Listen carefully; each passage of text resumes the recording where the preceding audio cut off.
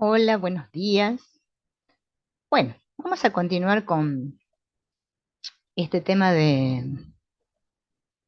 ¿cómo es? Del Tocando el Corazón de Dios, que está basado en este libro de Ken Wapnick, en donde él justamente habla de casi toda la obra de Sigmund Freud y cómo se relaciona lo de Sigmund Freud con todo esto bueno, lo que estamos nosotros aprendiendo, ¿no? El ego, el Espíritu Santo. ¿Qué fue lo que le pasó a él en su vida? ¿Por qué fue tan importante el aporte de Freud para la llegada de un curso de milagros? ¿En cómo se relacionan estos conceptos de Freud? Y habíamos quedado en el asunto de la interpretación de los sueños, ¿no? Que Freud lo plantea como el vehículo para presentar su teoría de la mente en el importantísimo séptimo capítulo de su obra. La obra que él había escrito, escribió, ¿no? En esa época, para esa época era muy difícil, incomprensible, digamos, y se venden pocos ejemplares. Después de 10 años aparece la segunda edición, y bueno, Freud comienza a sentirse, dice, solo y aislado, y expresa: mis largos años de honrosa pero dolorosa soledad, que comenzaron después de echar mi primera mirada al nuevo mundo sobre la indiferencia e incomprensión de mis amigos más cercanos, sobre los aterradores momentos en que yo mismo pensé que me había extraviado y me preguntaba cómo podría hacer que mi vida extraviada fuera útil a mi familia. Mucho más popular y accesible fue la psicopatología de la vida cotidiana, que él publica en 1901. Este pequeño libro amplía las exploraciones del inconsciente mediante el análisis de los lapsus lingüísticos, la pluma, etc. Son los conocidos lapsus freudianos, que ilustran cómo la mente inconsciente sigue reglas establecidas y cómo estas reglas dictan nuestro comportamiento.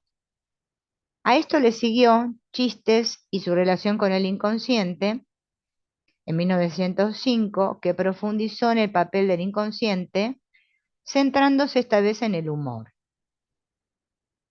Las propias experiencias de Freud reflejaban el papel del inconsciente en su escritura, en ese momento un raro ejemplo de la influencia no patológica o de la mente recta del inconsciente.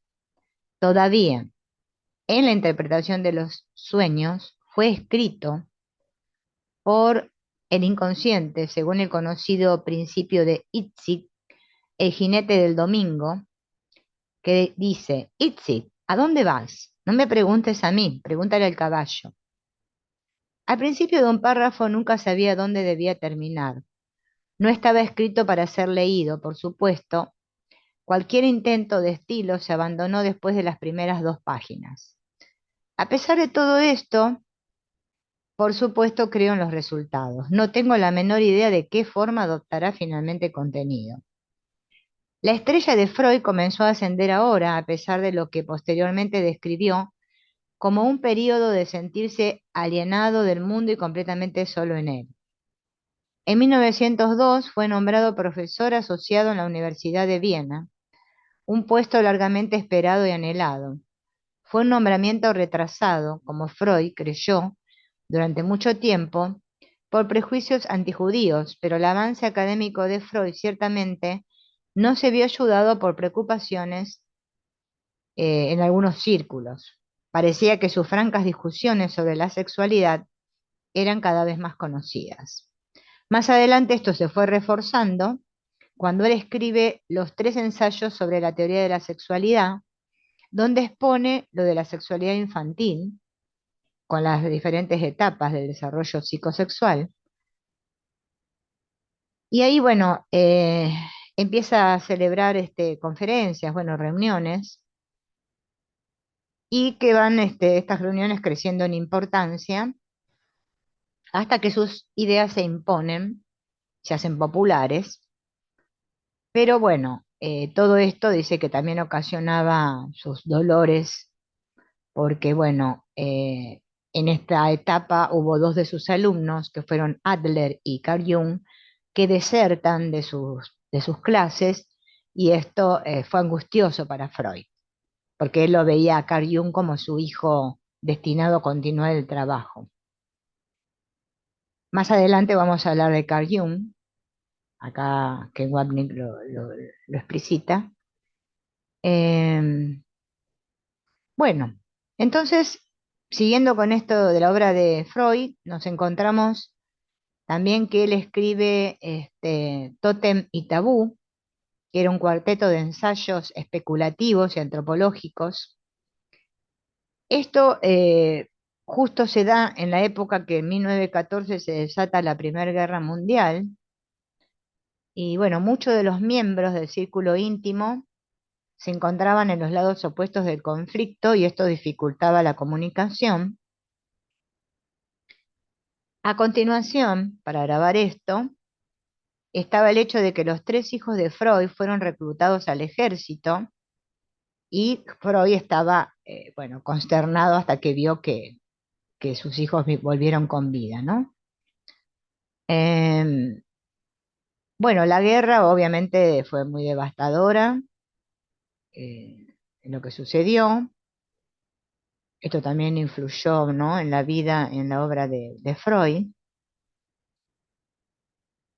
Y ahí comenzó un poco a ampliar sus peores pensamientos, su visión de la psique, e incluyó la agresión como instinto, un concepto que finalmente se convirtió en el instinto de muerte, en Más allá del principio del placer, que lo escribe en 1919, donde aparece Tánatos, que ahora ocupa un lugar junto a Eros en el sistema económico de la psique.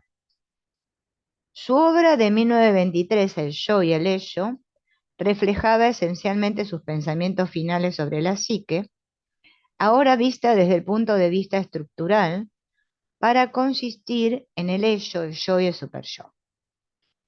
Bueno, siguió prosperando el psicoanálisis, ¿no? Eh, con todo esto que Freud fue incorporando. En toda esta etapa tuvo que someterse a varias operaciones debido a su enfermedad. Eh, bueno, se puso una prótesis, tuvo que abandonar la oratoria, siguió atendiendo pacientes y escribiendo. Su penúltima obra fueron tres obras importantes que formaron una trilogía: El porvenir de una ilusión, El malestar en la cultura y Moisés y el monoteísmo. Con su trabajo teórico completo y su misión de exponer al inconsciente cumplida, Freud había regresado por completo a su primer amor, que era la investigación filosófica y cultural. Bueno, en el año 30, ya la oscuridad nazi envolvió a Alemania, pero el judío Freud, un tanto ingenuo, decidió quedarse en Viena creyendo que ahí estaría a salvo. En Anschluss de 1938 hizo volar esta ilusión, y el interrogatorio y casi arresto de su amada hija Ana por parte de la Gestapo lo convencieron de la necesidad de emigrar. Bien, entonces una amiga y benefactora, Mary Bonaparte, eh, fue la que, digamos, dice, junto con, ¿no?, llegó a Londres con Freud, se ve que lo asiló allá, ¿no? Y bueno, y ahí pudo completar su trabajo de interpretación de los sueños, hacer la reflexión acerca de esto. eh, eh, y bueno, todas sus reflexiones que le llevaron, ¿no?, este, a terminar con sus últimas obras, ¿no? Ahí, eh, yo les estoy resumiendo esto, ¿no? La vida de Freud, la misión interior. Resumen aquí sucintamente los capítulos que siguen y sobre los que desarrollaré en gran medida, dice Ken Wapnick. Los hechos o la forma de la vida de Freud pueden servir como marco dentro del cual ahora podemos explorar más profundamente su contenido o propósito, lo que hemos llamado su misión. En efecto, estamos diseñando una diferencia entre Freud, el hombre, y Freud, el alma, o la mente recta. Como ya hemos visto, Freud intuyó, desde muy temprano, un propósito para su existencia más grande que su pequeña vida en la Tierra. Para tomar prestado una frase del curso de milagros, su ensayo de colegial, por ejemplo, afirmaba que quería hacer algo para ayudar a la humanidad. Y me parece recordar que durante todo este tiempo hubo una premonición de una tarea por delante, hasta que encontró expresión abierta en mi ensayo de fin de escuela como un deseo de que yo pudiera, durante el curso de mi vida, contribuir en algo a nuestro conocimiento humano.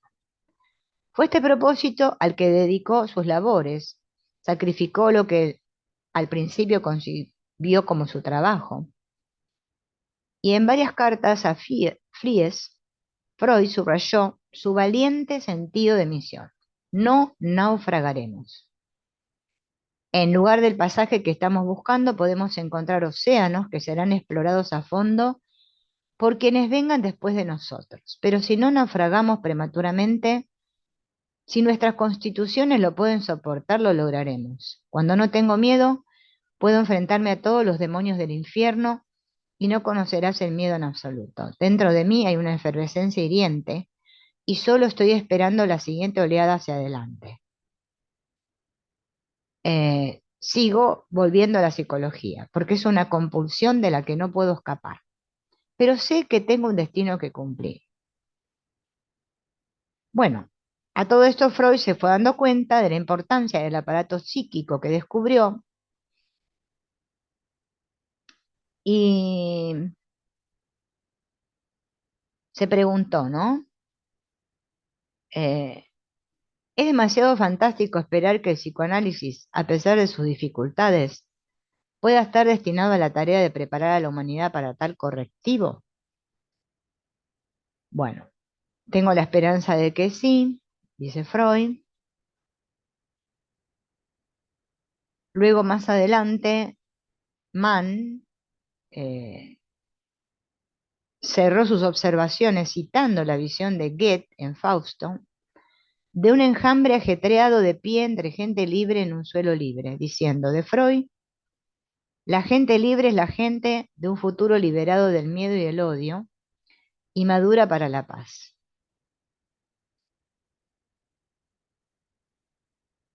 Bien.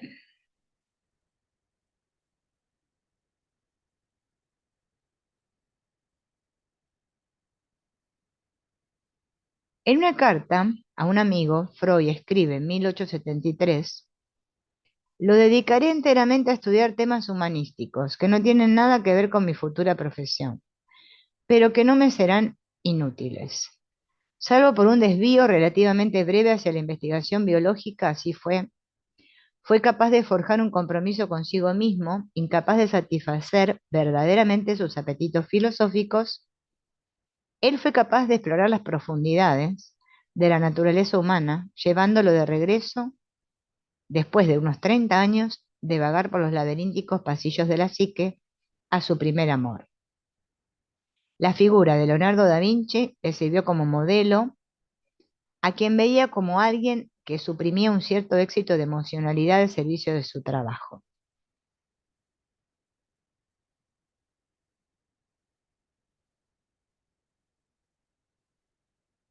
Al aplicar el concepto de propósito a Freud y su vida, el resultado fue que el inconsciente y las diversas dinámicas del ego se han convertido en palabras y conceptos cotidianos, y ese fue el propósito y el significado de su vida: hacer que lo malo sea reconocible y comprensible para el mundo del que era una parte inherente.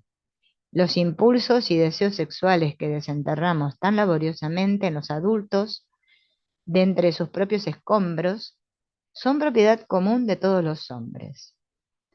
También se puede ver la misión de Freud reflejada en esta anécdota familiar, relatada por Anna Freud.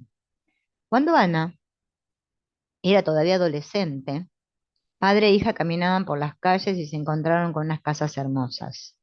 Y Freud comentó: ¿ves esas hermosas casas con sus hermosas fachadas?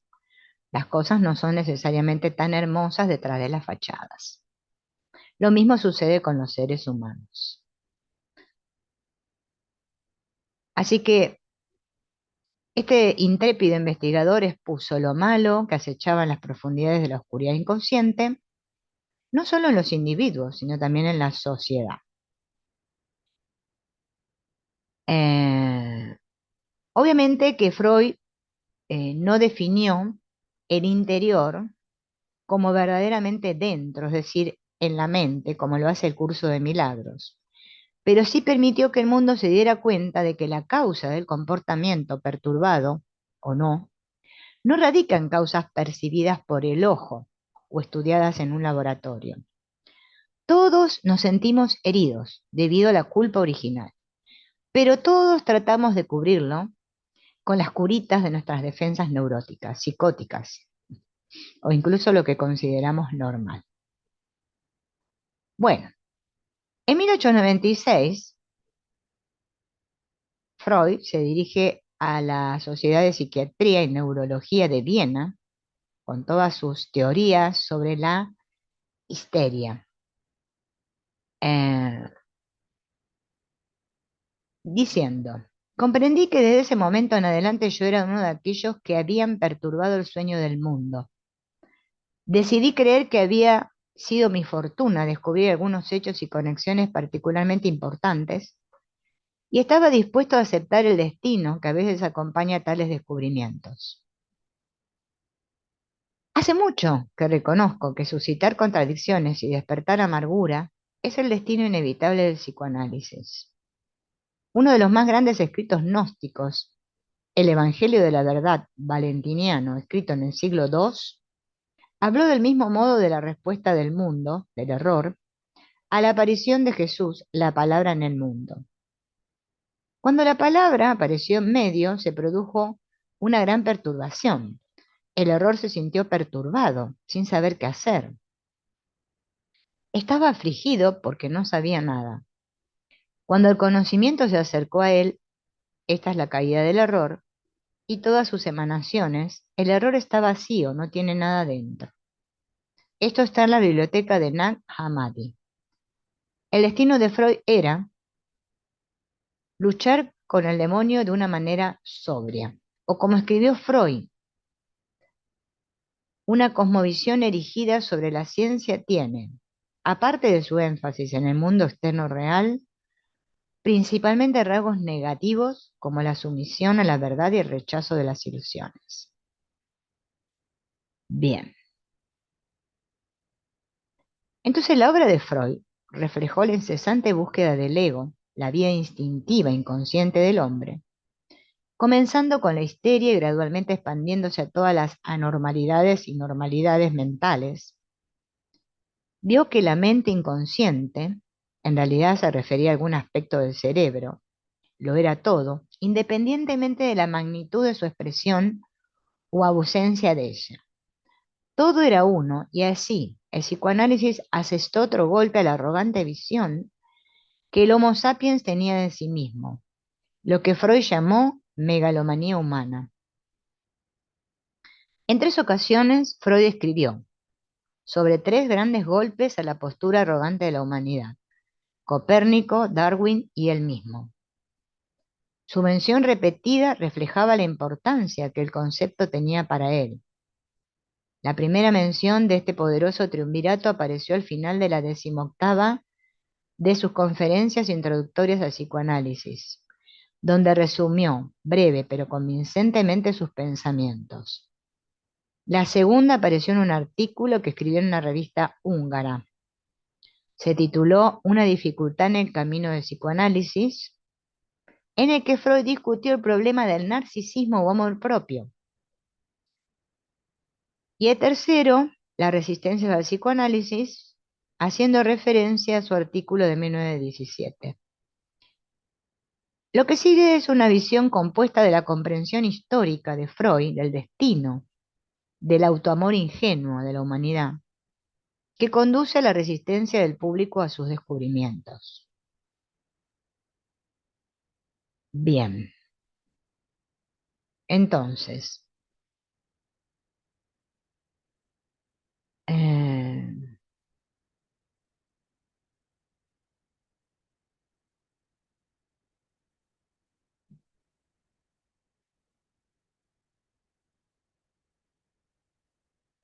así el psicoanálisis le dice al ego: nada ha entrado en ti desde afuera. Una parte de la actividad de tu propia mente ha sido retirada de tu conocimiento y del mando de tu voluntad. La culpa, me veo obligado a decir, es tuya. Los siguientes comentarios de Freud son relevantes hoy para aquellos que buscan negar su inconsciente, específicamente su culpa. La negación o represión sigue siendo la más primitiva y sin embargo una de las más poderosas de todas las defensas del ego. ¿Por qué? Porque la negación y la represión nos impiden descubrir lo que vaga en la noche por el laberinto del corazón, como dice Goethe. Esta referencia del laberinto, un término favorito, ¿no?, que usaba Freud para describir la actividad del inconsciente, la exhortación de Freud al ego continúa reflejando. ¿Y qué es lo que reflejaba todo esto? Esta tendencia del ego de avestruz, esconder la cabeza. Sientes la seguridad de que estás informado de todo lo que sucede en tu mente, si es de alguna importancia, porque en ese caso crees tu conciencia que te da noticias de ello. Y si no has tenido información de algo en tu mente, asumes confiadamente que no existe. De hecho, llegas tan lejos como para considerar que lo que es mental es idéntico a lo que es consciente, es decir, a lo que conoces, a pesar de la evidencia más obvia de que debe estar sucediendo constantemente en tu mente, mucho más de lo que puede ser conocido por tu conciencia. Ven, déjanos, aprende algo sobre este punto. Lo que está en tu mente no coincide con lo que eres consciente. Si algo está sucediendo en tu mente y si lo oyes, son dos cosas diferentes. Te comportas como un gobernante absoluto que se conforma con la información que le proporcionan sus funcionarios más altos y nunca va entre la gente para escuchar su voz. Vuelve tus ojos hacia adentro, mira en tus propias profundidades, aprende primero a conocerte a ti mismo. Para resumir las palabras diáfanas de Freud, la humanidad fue humillada, primero al aprender que su hogar no era el centro del universo. Segundo, que no fue creada por Dios, sino que descendió de una especie inferior y finalmente aprendió que no era racional, que su comportamiento estaba gobernado por motivos lógicos y racionales. Podemos agregar el cuarto golpe. ¡Bum! Un curso de milagros. La humanidad misma es una ilusión y por lo tanto ni siquiera está aquí. Sin embargo, vamos a dejar esto para la segunda parte del libro, cuando analicemos el curso. Continuando con el ataque de Freud al narcisismo de nuestra especie, su imagen de sí misma como una entidad única y especial. Pasemos ahora a un aspecto muy específico del sentido de misión de Freud, su identificación con la figura bíblica de Moisés. Ningún análisis de Freud y su obra estaría completo sin entender el lugar que esta figura mitológica tenía para él. En cierto nivel podemos entender que Freud eligió cumplir su misión a su manera, imitando así su logro final, y Moisés, su alter ego, sirvió como su modelo psicológico. Si bien el ateísmo de Freud es bastante conocido, no tan ampliamente apreciado por el profano, fue su profunda identificación con el judaísmo. Puedo decir, dijo Freud, que estoy tan alejado de la religión judía como de todas las demás religiones.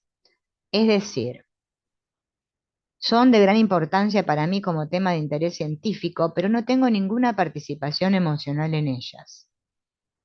Siempre he tenido un fuerte sentimiento de solidaridad con mis semejantes y siempre lo he alentado también en mis hijos. Todos hemos permanecido en la denominación judía, dejando de lado los componentes religiosos bíblicos del judaísmo. Pero no obstante, Freud eh, se identificó como judío. Esto incluía sus logros intelectuales y éticos, pero también su larga historia de victimización como aspecto que era claramente parte de la psique de Freud.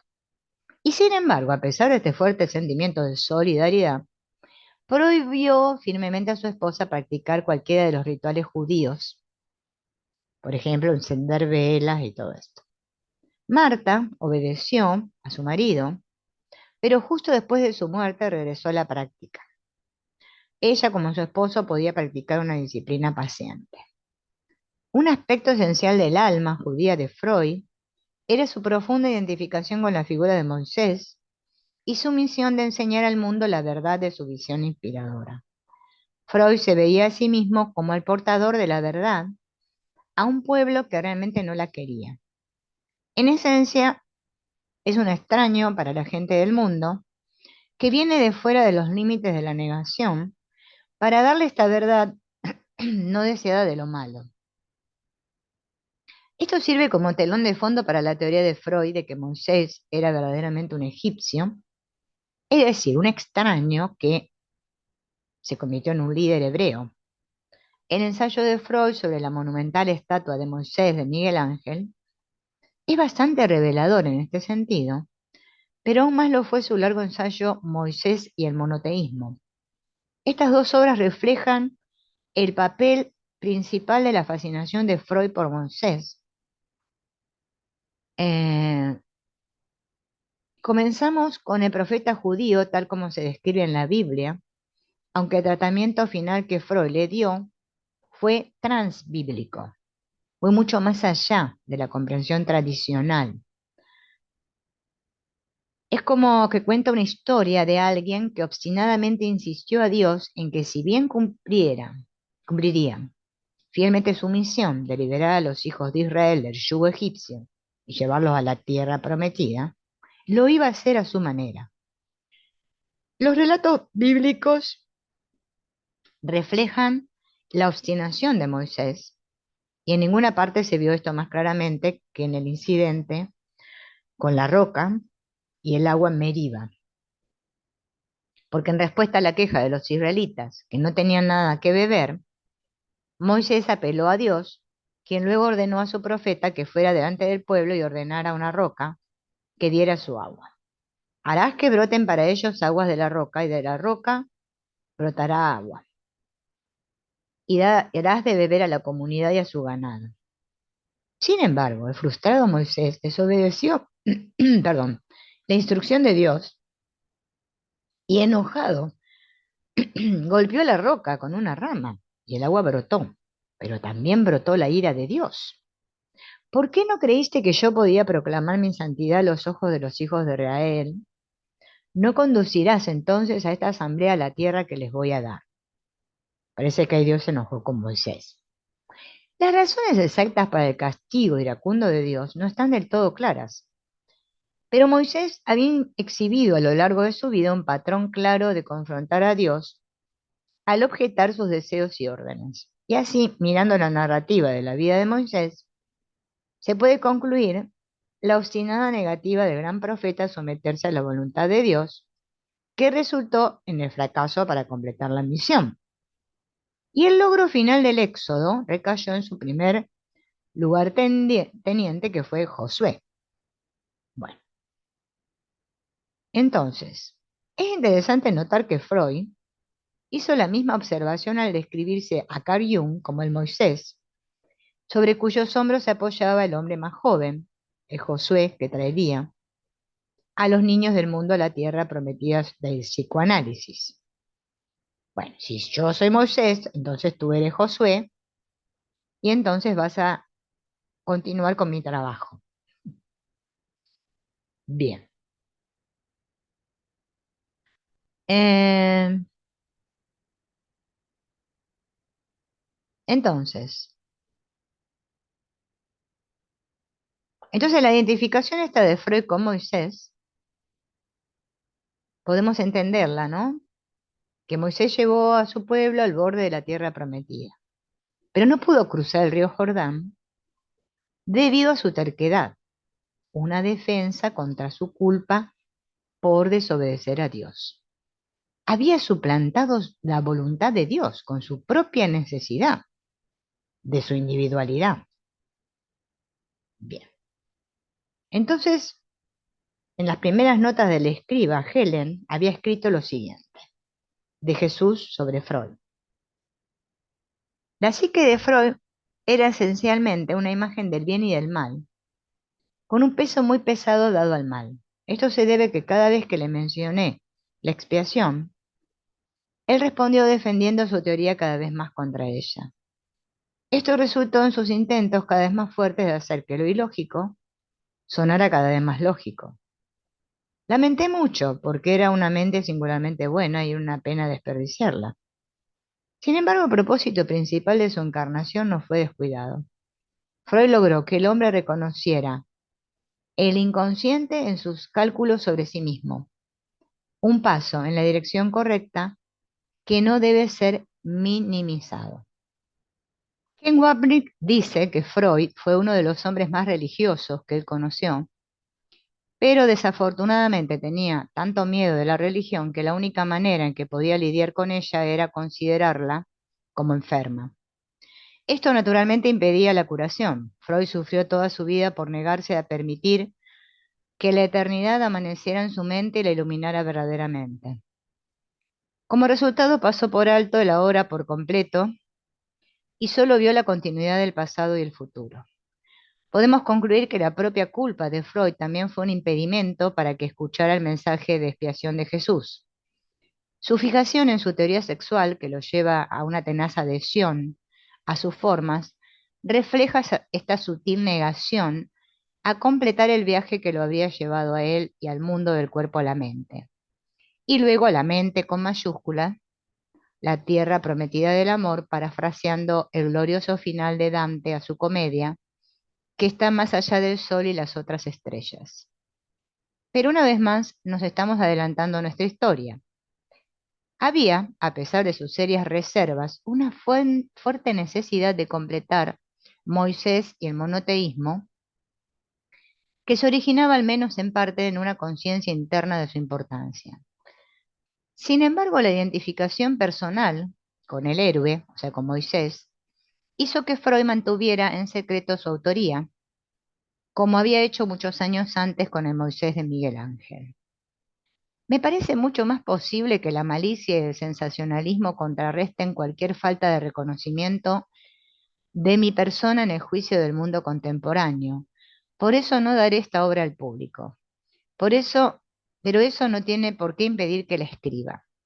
Puede entonces ser preservada en secreto hasta que llegue algún día el momento en que pueda aventurarse, sin peligro a la luz, o hasta que alguien que haya llegado a las mismas conclusiones y opiniones se le pueda decir: hubo alguien en tiempos más oscuros que pensaba lo mismo que tú.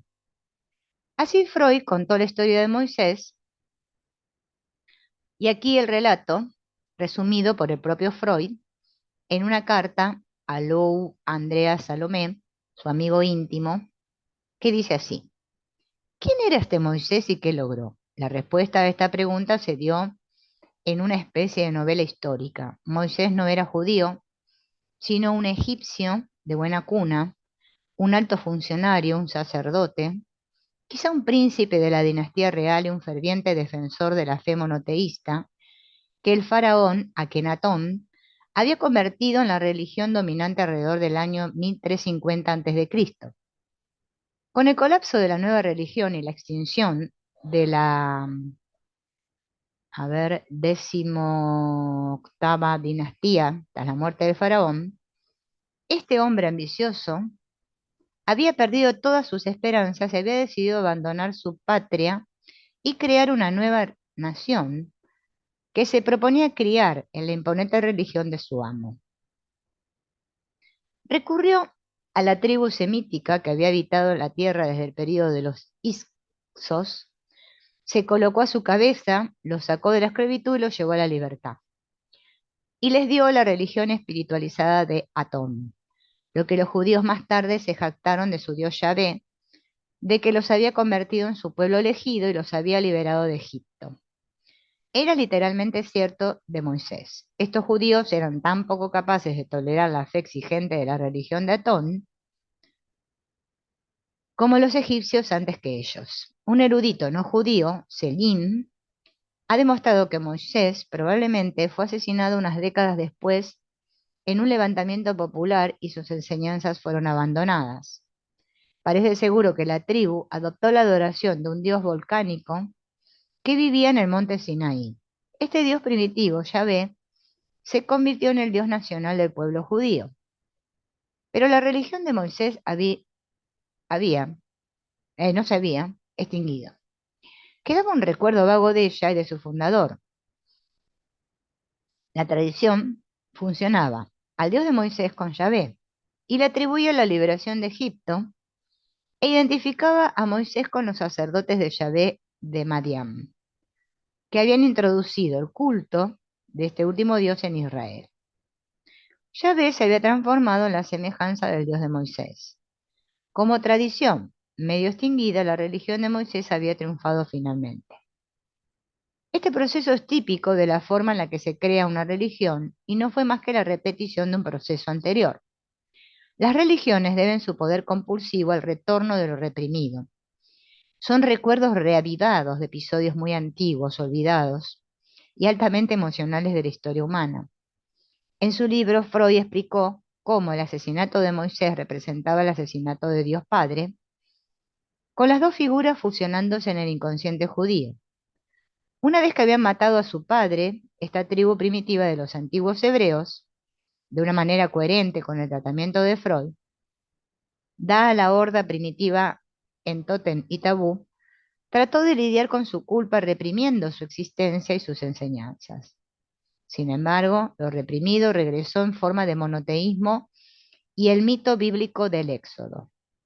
Freud concluyó su historia al completar el retorno psicológico de lo reprimido en el asesinato sacrificial del hijo único del padre, el judío Jesús.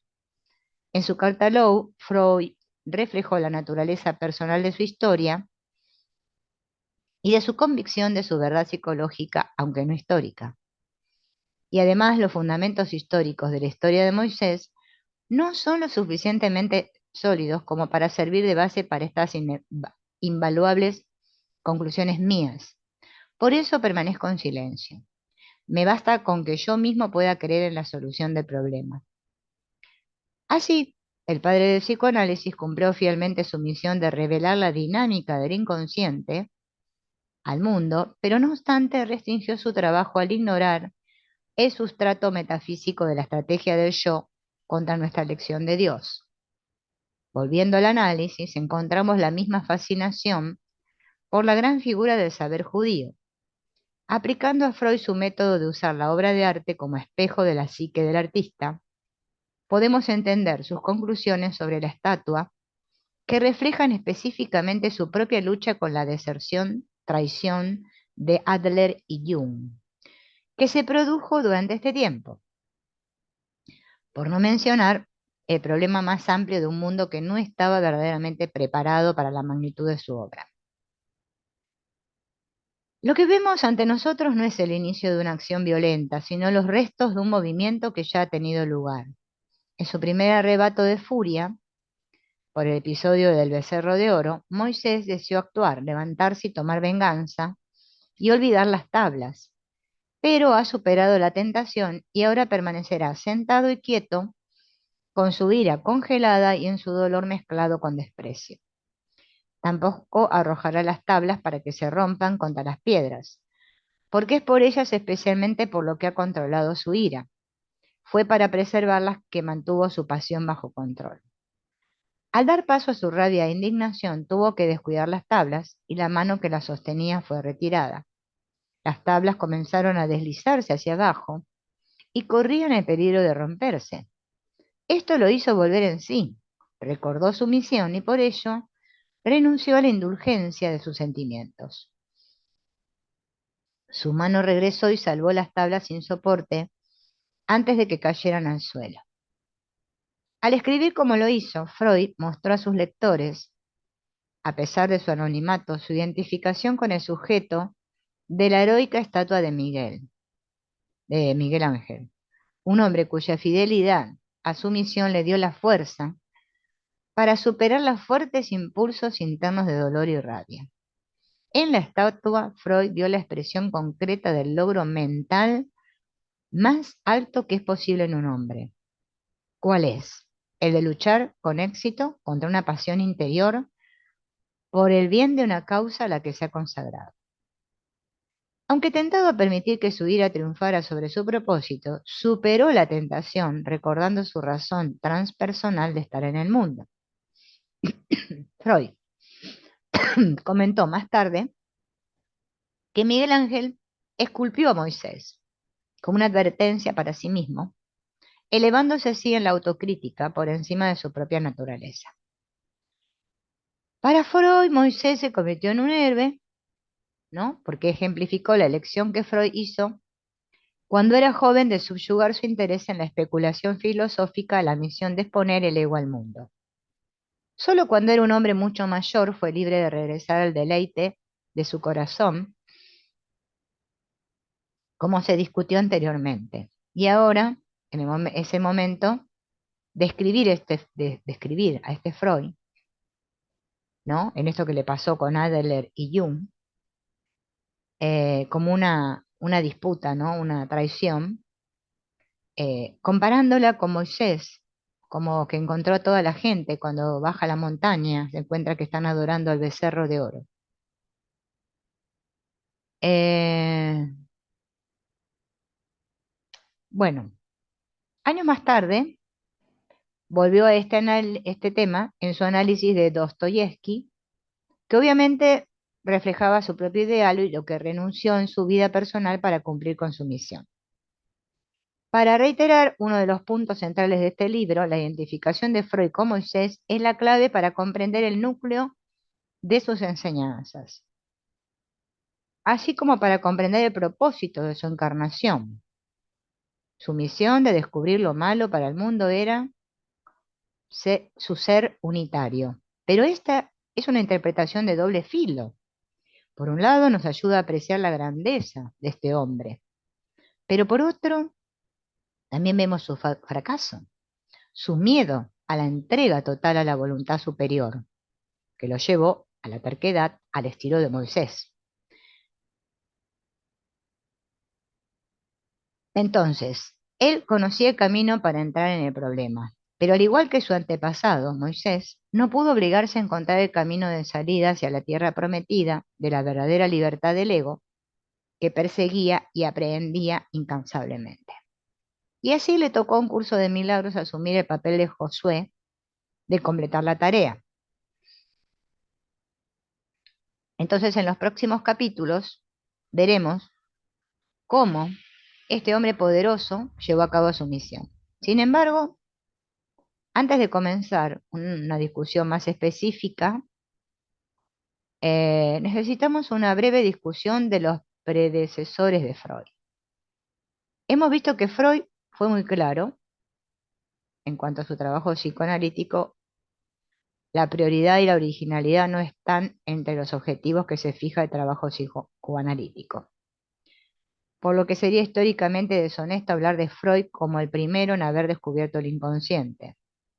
En consecuencia, antes de continuar nuestro viaje con Freud, podría ser útil eh, conocer algunos de los predecesores de Freud, porque esto va a ayudar a ubicar la contribución de Freud en el contexto histórico y cultural adecuado en el pensamiento intelectual occidental. Los predecesores de Freud, el filósofo y hombre de letras británico Lancelot White, escribió un maravilloso pequeño libro titulado El inconsciente antes de Freud, que reunió muy bien a muchos de los precursores. Presento a continuación algunos de ellos. Esta breve descripción ayuda a establecer el escenario de la historia intelectual europea en la que Freud aparecería más tarde, en paralelo con el contexto espiritual reflejado en el preludio. Es la etapa de autocomprensión, introspección, como la llamó el propio Freud, que necesita deshacer las imágenes arrogantes que el ego había cultivado desde el principio de los tiempos, culminando en la llegada a la escena del Homo sapiens. En la presente sección destacamos con aprecio el lugar de Freud en este panteón de destructores de la ilusión. Debería ser notado nuevamente que Freud reconoció bien su lugar en esta mayor concepción del mundo. Nosotros, los psicoanalistas, no fuimos los primeros ni los únicos en hacer este llamado a la introspección, pero parece ser nuestro destino darle su expresión más contundente y apoyarlo con material empírico que afecta a cada individuo. No he dicho nada que otros hombres mejores no hayan dicho antes que yo, de una manera mucho más completa, contundente e impresionante. Sus nombres son bien conocidos y no los citaré porque no quisiera dar la impresión de que estoy tratando de clasificarme como uno de ellos. Todo lo que he hecho, y esto es lo único que es nuevo en mi exposición, es agregar algún fundamento psicológico a las críticas de mis grandes predecesores. En el contexto de encontrar confirmación en el filósofo griego presocrático Empédocles para su teoría dualista, esto también sería válido para Platón, Freud observó retrospectivamente sobre su originalidad cerca del final de su vida. Mira esta teoría dualista. Esto me hizo sentir aún más complacido cuando no hace mucho encontré esta teoría mía en los escritos de los grandes pensadores de la antigüedad. Grecia. Estoy muy dispuesto a renunciar al prestigio de la originalidad por el bien de tal confirmación, especialmente porque nunca puedo estar seguro, en vista de la amplia extensión de mis lecturas en los primeros años, de si lo que tomé por una nueva creación no podría ser un efecto de la criptomnesia, olvido del material escuchado o leído anteriormente. No hay nada que no se haya dicho ya, y cosas similares habían sido dichas por mucha gente antes de Schopenhauer. Por lo tanto, en su favor, Freud reconoció repetidamente que muchas de sus ideas claves, como la represión, el inconsciente o la sexualidad infantil, ya habían sido expresadas por artistas o filósofos. Soy muy consciente de que una cosa es expresar una idea una o dos veces en forma de percepción pasajera y otra muy distinta es tomarla en serio, tomarla literalmente y perseguirla a pesar de cada detalle contradictorio y ganarle un lugar entre las verdades aceptadas. James Strachey, el editor y traductor de la edición estándar de la obra de Freud en inglés, agregó este énfasis en la contribución única de Freud, afirmando como Freud tomó el concepto filosófico del inconsciente, la entidad metafísica, y lo vistió de carne y sangre. Freud mostró por primera vez cómo era el inconsciente, cómo funcionaba, en qué se diferenciaba de otras partes de la mente y cuáles eran sus relaciones recíprocas con ella. White hizo una observación similar. La grandeza de Freud no radica en ninguna de sus ideas particulares, sino en el hecho de que obligó a la humanidad a enfrentarse al problema de encontrar un concepto adecuado de la mente inconsciente. Demostró que el inconsciente es tan poderoso que no se puede descuidar esta tarea. Veamos ahora solo algunas muestras representativas de las observaciones de los grandes predecesores de Freud. Jean-Jacques Rousseau, que dice, no hay movimiento automático nuestro de que no podamos encontrar la causa en nuestros corazones y sabemos bien cómo buscarla allí. Los motivos verdaderos y primarios de la mayor parte de mis acciones no son tan claros para mí como me he imaginado durante mucho tiempo. Compárese esto con la exclamación reveladora de San Pablo, porque no hago el bien que quiero, sino el mal que no quiero. Eso hago. J. G. von Herder, un filósofo alemán, presagia no solo a Freud, sino también un curso de milagros en el silenciamiento del sistema de pensamiento del ego al no juzgarlo. La humanidad debe llegar un día al punto en el que pueda aprender a reconocer que los errores que cometemos y la malicia de los demás hacia nosotros son aberraciones de la comprensión humana y enfermedades del corazón humano, que esperan nuestra atención curativa. Visto desde esta perspectiva, el gran demonio del mal desaparece de la naturaleza, su reino es destruido. Y los pequeños demonios en nuestros corazones y en los de los demás nunca deben, ni siquiera en los cuentos de hadas, convertirse en co-gobernantes del universo, sino que, expuestos como errores y fantasmas, deben ser sofocados y reducidos al silencio. Luego el alemán Johann Fichte destacó la importancia del inconsciente sin mencionar el papel de los sueños en el conocimiento de sus vastos misterios. Por lo tanto, primero hay que distinguir una región inconsciente y una consciente en la vida de la mente, que sin embargo están íntimamente interconectadas de tal manera que lo que entra en las representaciones conscientes solo se desarrolla a partir de las profundidades fluidas de sentimientos y actividades oscuras y vuelve a hundirse en ellas.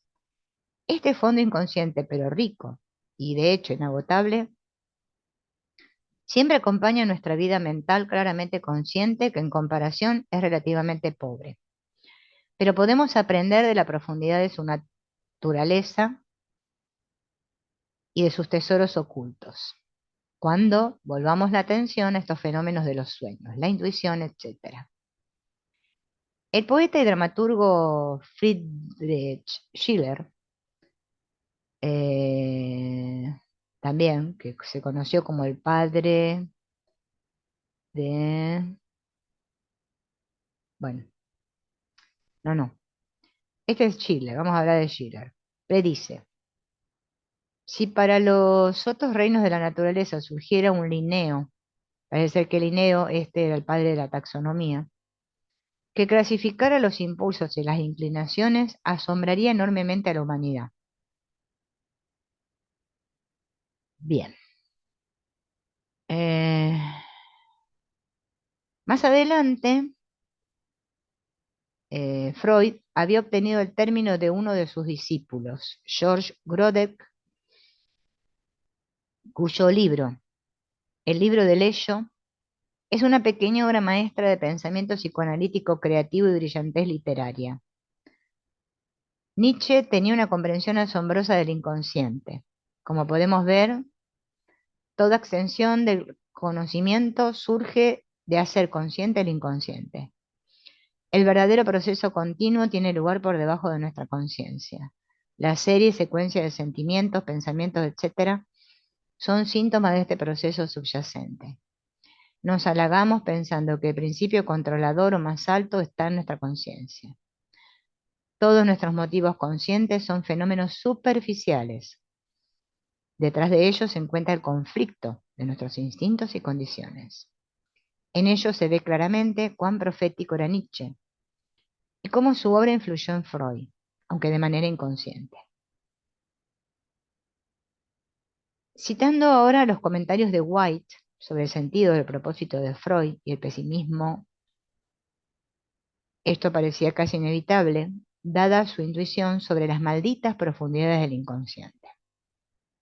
El logro supremo de Freud fue obligar a la atención del mundo occidental a que la mente inconsciente es importante en cada uno de nosotros, al ofrecer ilustraciones dramáticas de la forma en que funciona, particularmente cuando sus procesos formativos espontáneos se ven deformados por la inhibición.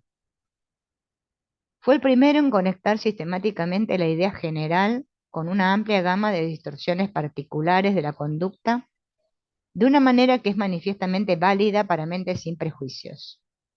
Freud cambió la imagen que el hombre tiene de sí mismo. Además de esto, es de importancia secundaria el hecho de que algunas de sus ideas válidas no eran nuevas. Eh, bueno, vamos a terminar con el hermoso resumen de Bruno Bettelheim sobre la misión de Freud.